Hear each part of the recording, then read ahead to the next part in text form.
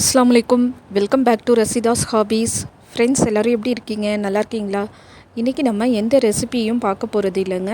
அதுக்கு பதிலாக பிகினர்ஸ்க்கு ரொம்பவே யூஸ்ஃபுல்லாக இருக்கக்கூடிய கிச்சன் டிப்ஸு தாங்க பார்க்க போகிறோம். சில பேருக்கு இந்த டிப்ஸ் எல்லாம் தெரிஞ்சிருக்கலாம். பட் பிகினர்ஸ்க்காக தான் இந்த வீடியோ நான் போட்டிருக்கேன். ஃபஸ்ட்டு டிப்பு என்னென்னு பார்த்தோம் அப்படின்னா, நம்ம எப்போவுமே பால் காய்ச்சும் போது ஃபஸ்ட்டு பால் தான் சேர்ப்போம். அதுக்கு பதிலாக ஒரு அரை டம்ளர் தண்ணியை சேர்த்துட்டு அதுக்கப்புறமா பால் சேர்த்து காய்ச்சினோம் அப்படின்னா இந்த பாத்திரத்தோட அடியில் பால் அந்தளவுக்கு ஒட்டி வராமல் இருக்கும். அதனால நம்ம இந்த பாத்திரத்தை ஈஸியாக க்ளீன் பண்ண முடியும். ரொம்ப நேரம் நம்ம தேய்ச்சி இந்த பாத்திரத்தை க்ளீன் பண்ண வேண்டிய அவசியம் ஏற்படாது. இந்த மெத்தடில் நம்ம பால் காய்ச்சினோம் அப்படின்னாக்க ஸோ இது மூலமாக நமக்கு டைம் கொஞ்சம் சேவ் ஆகும்.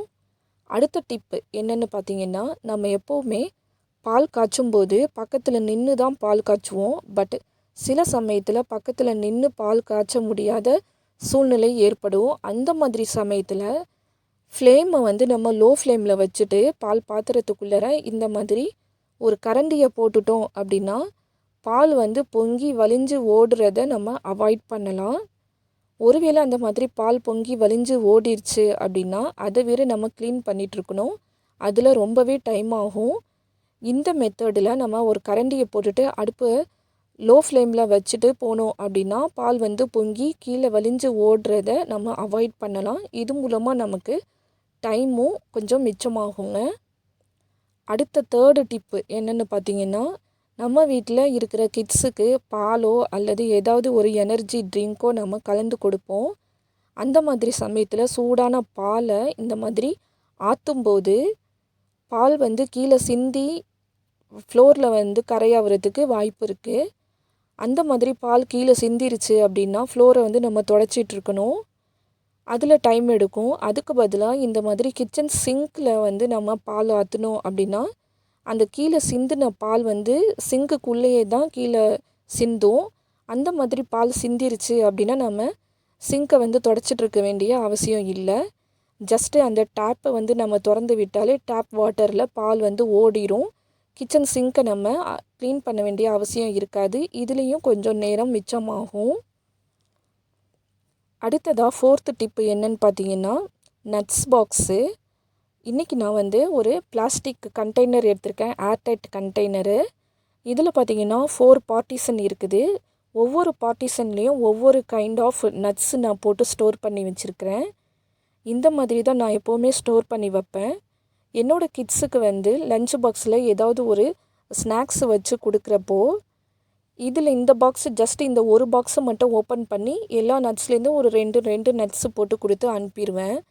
இந்த மாதிரி செய்யாமல் ஒவ்வொரு டப்பாலையும் ஒவ்வொரு விதமான நட்ஸு போட்டு வச்சுருந்தோம் அப்படின்னா நம்ம பிள்ளைங்களை ஸ்கூலுக்கு கிளப்புற டயத்தில் ரொம்பவே ரஷ்ஷாக இருக்கும். அந்த மாதிரி நேரத்தில் ஒவ்வொரு டப்பாலையும் ஒவ்வொரு நட்ஸு நம்ம போட்டு வச்சுருந்தோம் அப்படின்னா அதுலேயும் ஒவ்வொரு டப்பாவும் திறந்துட்டு இருக்கிறப்போ டைம் எடுக்கும்.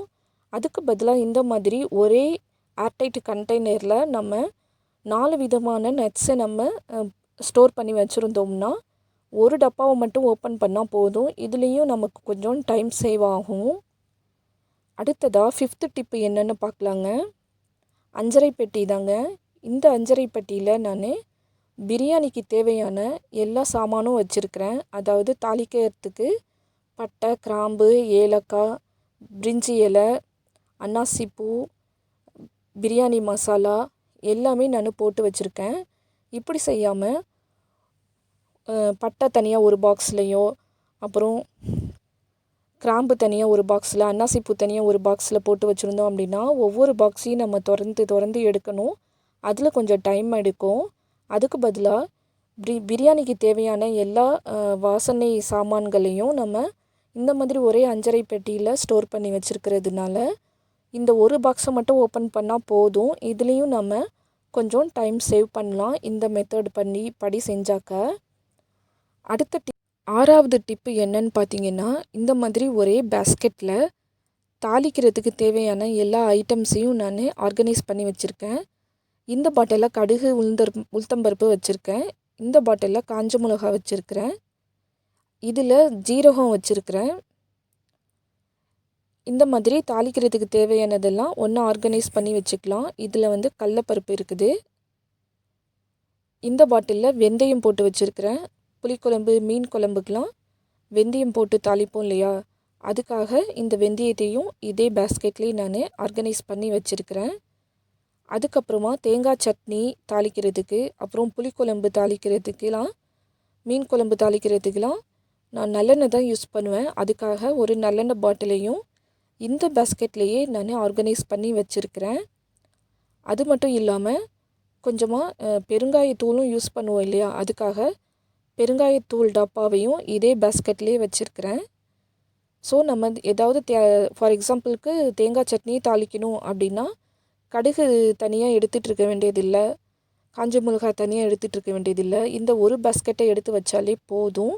இப்படி நம்ம ஆர்கனைஸ் பண்ணி வச்சுருக்கிறதுனால எது எங்கே இருக்குது அப்படின்னு நம்ம தேடிட்டுருக்க வேண்டிய அவசியம் ஏற்படாது. இந்த மெத்தடில் ஆர்கனைஸ் பண்ணி வச்சுக்கிட்டோம் அப்படின்னா நம்ம தேட வேண்டிய நேரமும் நமக்கு மிச்சமாகும். ஸோ இதெல்லாம் நான் வந்து பிகினராக இருந்தப்போ நான் ஃபேஸ் பண்ண ப்ராப்ளம்ஸு. என்னோடய எக்ஸ்பீரியன்ஸில் இந்த மாதிரி நான் ஆர்கனைஸ் பண்ணி வச்சுருக்கிறத உங்கள் கூட ஷேர் பண்ணியிருக்கிறேன். கடைசி 7வது டிப்பு என்னன்னு பார்த்தீங்கன்னா, பெப்பர் அண்டு சால்ட்டு பவுடரு. ஒரு கிளாஸ் கண்டெய்னரில் ஃபஸ்ட்டு பெப்பர் பவுடரை நல்லா ஃபைனாக பவுடர் பண்ணி வச்சுருக்கிறேன். இதே சரிசம அளவில் உப்பு தூளையும் நான் இந்த ஒரே டப்பாலேயே போட்டு வச்சுருக்கிறேன். இது அப்புறமா நல்லா மிக்ஸ் பண்ணிட்டாக்க பெப்பர் அண்டு சால்ட்டு பவுடர் வந்து ஒரே கண்டெய்னர்லேயே நமக்கு கிடச்சிரும். இதில் ஒரு டீஸ்பூன் போட்டு வச்சுக்கிட்டோம் அப்படின்னா நம்ம ஆம்லேட்டு போடும்போது நமக்கு தேவையான அளவை இதுலேருந்து எடுத்து ஆம்லேட்டில் போட்டுக்கலாம். பெப்பர் பவுடர் டப்பா தனியாக திறந்துட்டுருக்க வேண்டியதில்லை, சால்ட்டு தனியாக திறந்துட்டுருக்க வேண்டியதில்லை. இந்த மாதிரி ஒரே கண்டெய்னரில் ஒரு 1/4 டீஸ்பூன் பெப்பர் அண்டு சால்ட்டு எடுத்து நம்ம ஆம்லேட்டில் ஸ்ப்ரெட் பண்ணி விட்டுக்கலாம். இதுலேயும் ஒரு ஃப்ராக்ஷன் ஆஃப் செகண்ட்ஸாவது நமக்கு மிச்சமாகும். அவ்வளோதான் ஃப்ரெண்ட்ஸ். இந்த வீடியோ உங்களுக்கு பிடிச்சிருந்தால் லைக் பண்ணுங்கள், ரொம்ப பிடிச்சிருந்தா ஷேர் பண்ணுங்கள் உங்கள் ஃப்ரெண்ட்ஸ் அண்ட் ஃபேமிலி சர்க்கிள் கூட. தேங்க்ஸ் ஃபார் வாட்சிங்.